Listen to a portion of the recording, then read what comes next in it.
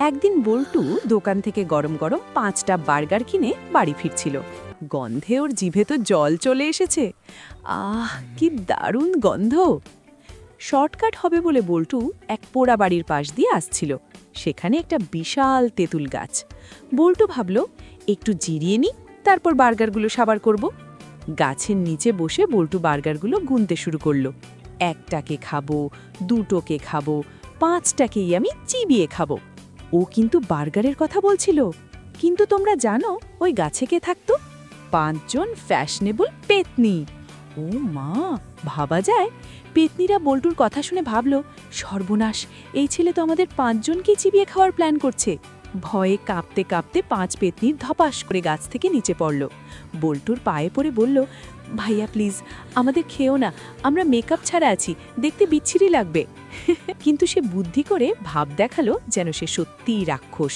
পেতনিরা প্রাণ বাঁচাতে বল্টুকে একটা জাদুর টিফিন বক্স দিল।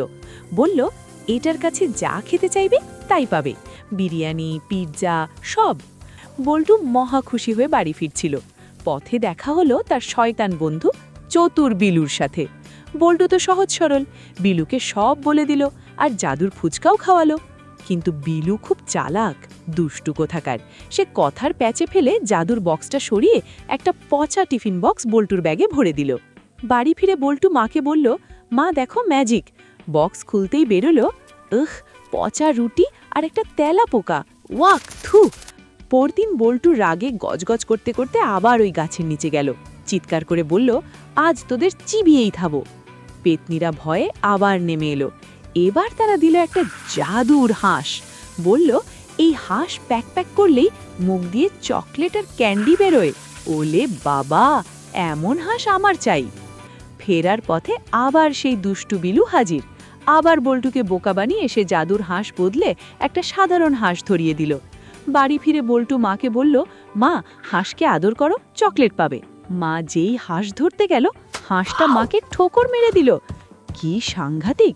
মায়ের বকুনি খেয়ে বল্টু বুঝল এসব বিলুর কাজ। বল্টু এবার সোজা ওই গাছের নিচে গিয়ে পেতনিদের ধমক দিল। পেতনিরা বুঝতে পারল বল্টুর জিনিস চুরি হচ্ছে। এবার তারা বল্টুর হাতে দিল একটা জাদুর ঝাড়ু। ঝাড়ু নিয়ে বিলুর বাড়ি গেল। বিলু ভাবল আবার নতুন কিছু হাতিয়ে নেবে। বল্টু মুচকে হেসে বলল, ঝাড়ু ঝাড়ু, ময়লা পরিষ্কার কর।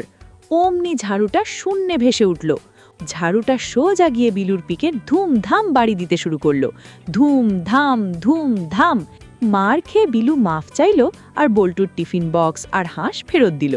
বল্টু বীরের মতো সব নিয়ে বাড়ি ফিরল। মাকে সব দেখালো। মা তো মহা খুশি।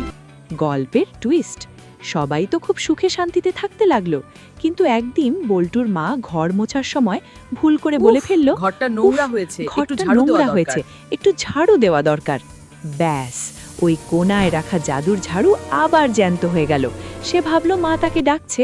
ঝাড়ুটা লাফ দিয়ে এসে ঘরদোর বাদ দিয়ে বল্টু আর তার মাকে তাড়া করা শুরু করলো। শুনেছি বল্টু আর তার মা নাকি এখনো দৌড়াচ্ছে, আর পেছন পেছন সেই ঝাড়ুও দৌড়াচ্ছে। ওরা থামলে আমাকে জানিও তো। আজকের মতো টাটা।